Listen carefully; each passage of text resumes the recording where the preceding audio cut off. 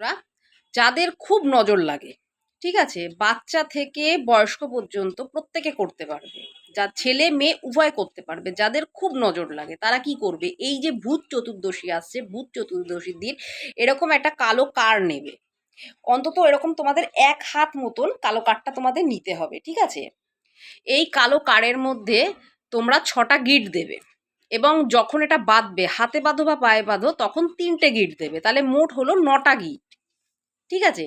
তো ভূত চতুর্দশীর দিনকে তোমরা এটা পড়বে।